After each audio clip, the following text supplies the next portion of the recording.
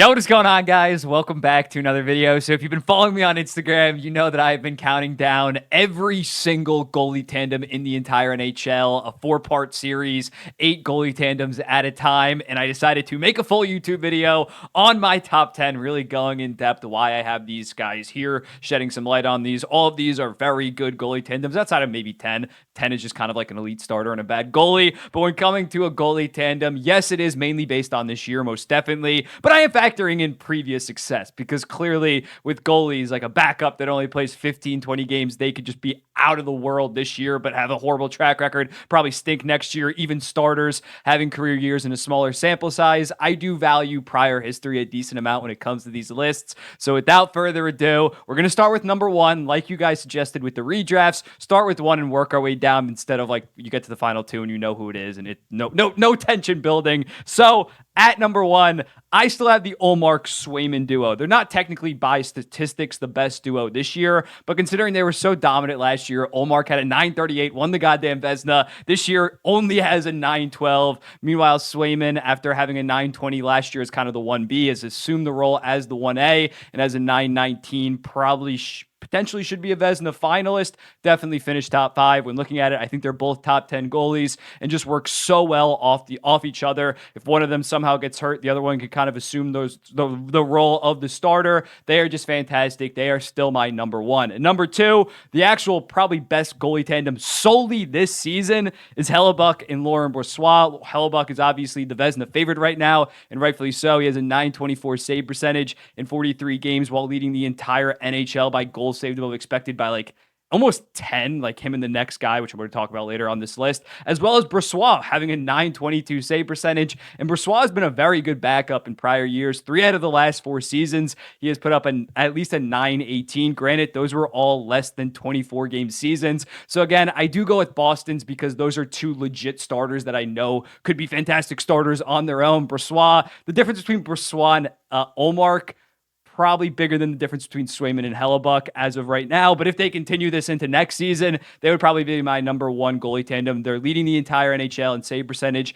at around 924. Next closest, I believe, is 918. I think Boston and another team are tied with that. So they've solidified themselves as a no doubt number 2, considering they have the best goalie in the league and a guy that, although doesn't have a ton of games every single season, always seems to put up very solid results. Winnipeg Jets at number 2. Number 3 starts to get interesting. I had the New York Rangers, Quick and Shesterkin. Quick really carried this tandem for the most part in the first half of the season. Had like a 920 save percentage while Igor was like teetering around 900 for the most part. But Igor Shesterkin has really came on, especially of late. In his last 7 games, he's 7-0 with a 953 save percentage. And I think that's including the Stadium Series game when he gave up 5 goals. So he's back to a 911 save percentage. And in terms of advanced stats, they both rank within the top 10 of goals saved above expected. Quick has 12.8 while Shesterkin has 11.4. So you got Shesterkin back to playing like a top 5 goalie in the entire NHL, while Quick has really surprised some people, has a 916, one of the best backups in the NHL. So they get the number 3 spot for me here. At number 4, I still have my New York Islanders. I still have them high, although the stats aren't very overwhelming this year compared to previous years. You got to respect the track record of them. And even in their down year, Sorokin still has a 909 save percentage with a 3.11 goals against. The goals against is bad because Islanders just seem to blow leads late, and especially all their games go to overtime, so Sorokin has to deal with another potential goal going in late. So the goals against is a little bit misleading. Still has been definitely an above-average starter. Varlamov has a 910 save percentage. Good backup. I wouldn't say that he's just as strictly a backup now. He's not even like the 1B in my opinion. It is the Sorokin show. So when looking at this, the advanced stats are out of the top 5, but I think when looking at the track record of this tandem being a consistent top 2, honestly, the prior 2 or 3 seasons, I think you need to still take them at the number 4 spot, especially when you look at the other guys that I have that maybe aren't as proven as a Sorokin and Varley. So I have Sorokin and Varley at number 4. At number 5, the Vegas Golden Knights tandem of Adin Hill and Logan Thompson. This is a little bit more of an unproven tandem, but when looking at Adin Hill, he's probably been the best goalie in the entire NHL since Laurent Brossoit went down in the Vegas Golden Knights Cup run, and Adin Hill stepped in, played fantastic. This year has a 923 save percentage. If he didn't miss time for like a month and a half, he'd probably be in the goddamn Vezina race right now, as well as Logan Thompson having a 915 in 37 games last year, proved himself to be a good starter starter level goalie, 1A goalie until he also got hurt. And this year he's been solid as well with a 907 save percentage and really carried the load while Adin Hill was hurt. He had to start basically every single night and put up pretty solid results. Adin Hill, fourth in the entire NHL in goals saved above expected, second in goals saved above expected per 60, only behind Connor Hellebuck, while Logan Thompson is rocking a solid 4 goals saved above expected above average. So they get the number 5 spot for me. At number 6, we have Bobrovsky and Anthony Stolarz. Stolarz is kind of the shocker here. First, we'll talk about Bobrovsky. Obviously, fantastic playoff run. This year, bouncing back from a pretty disappointing regular season last year. He has a 916 save percentage, ranks 4th in goals saved above expected. Should probably get some Vezina second, maybe third place votes this year. I think that is warranted. But Anthony Stolarz is the real reason why they have shot up in these rankings. He somehow has a 924 save percentage, 2.02 goals against average in 17 games. Not expecting that from Anthony Stolarz. He obviously previously played in Anaheim, not the best stats in part because he was on Anaheim, but he has been really good for this Florida Panthers team. And as a result, they rank, I think they're tied with the Boston Bruins at a 918 team save percentage.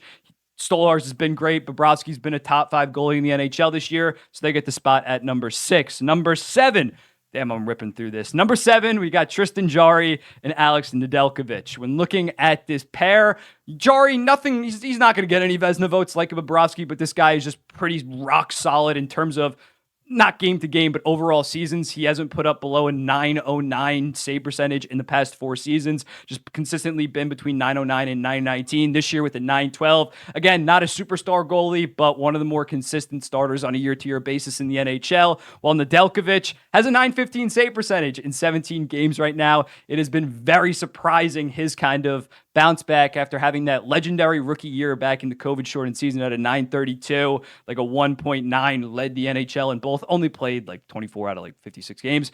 But he's back to looking like a capable 1B for the most part, a capable backup. And as a result, the Pittsburgh Penguins surprisingly have the 5th best save percentage in the entire NHL. The team on the whole can't figure it out, but the goaltending has kind of been the one surprising good thing about this team, which is a little bit of a surprise for this team. We thought, oh, the power play, oh, the top 6 was going to be loaded. No, it's really been the goaltending that has been very solid for the Pittsburgh Penguins. Number 8, I have Casey DeSmith, or Patrick Demko, and Casey DeSmith as the backup. 2 months ago, you could make an argument that this was a top 4 tandem in the entire NHL. When Demko had like a 922 save percentage, the Canucks were absolutely cooking, as well as DeSmith having like a 916. But DeSmith has fallen off a cliff, especially of late. His last 6 games, he has an 843 save percentage. Yes, he did allow 8 goals in that one game against the Minnesota Wild, but even in that 6-game stretch, he also has 3 other games where he let in 4 goals. So it's not just that one game that has inflated everything. He has kind of fallen off. Demko's stats have gone down a little bit. Demko still has a 914 save percentage, 3rd in the entire NHL in goals saved above expected. So he's still probably going to be a Vezina finalist. But when looking at DeSmith dropping from a 916 about 2 months ago, month and a half ago, to now an 894, that kind of hurts this tandem. And I do slightly lean, considering Nedeljkovic has been so good. The gap between Nedeljkovic and DeSmith is so massive. I would lean Pittsburgh over Vancouver. Next up, a very underrated and kind of just surprising goalie tandem this season. The St. Louis Blues. I couldn't find a pick of them, but Jordan Binnington and Joel Hofer. Binnington is bounced back after multiple seasons hovering around just under 900 save percentage. He has a 909 this season, 10th in the entire NHL in goals saved above expected at 11.1. Not saying that he's going to be a consistent top 10, top 15 guy going forward. I would personally expect a regression, but he started off hot this year. We thought, oh, he's going to peter out, and he's been pretty solid. He's kind of maintained this pace of a very, very good starter. And Joel Hofer, the 6'5", 23-year-old, has stepped into the NHL in his first full season and has been very good with a 9-10 in 22 games. So solely this year, they don't have the track record, but solely this year, they've probably been a top 6, top 7 tandem in the entire NHL. Binnington's been a top 10 goalie in the NHL. Hofer's been a top 10 backup in the NHL. So as a result, I think you need to respect them. This isn't just one starter carrying them. They have both been playing at a very high level, so they get the number 9 spot. And at number 10, it is kind of just a guy that's carrying his backup, and that is Jacob Markstrom and Vladar. Markstrom obviously has a 914 save percentage. He's second in the entire NHL in goals saved above expected at 18.4. Hellebuck has like 27. Again, he's in a massive, massive lead. But Markstrom has been a top 5 goalie, probably top 3 goalie in the entire NHL. He's bailed this team out so many times, doesn't get a lot of solid goal support, still is helping churn out wins for this team. He's been great. Vladar kind of stinks. He has an 890 save percentage, had like an 894 last year, so he kind of holds them back. If they had a decent backup this season, they would probably be 6, 7, or 8. They clock in at number 10. So here is the top 8. Boston, Winnipeg, New York, Vegas, Florida, Pittsburgh, Canucks. And then I got the 9 through 16 that I'm actually going to post on Instagram shortly.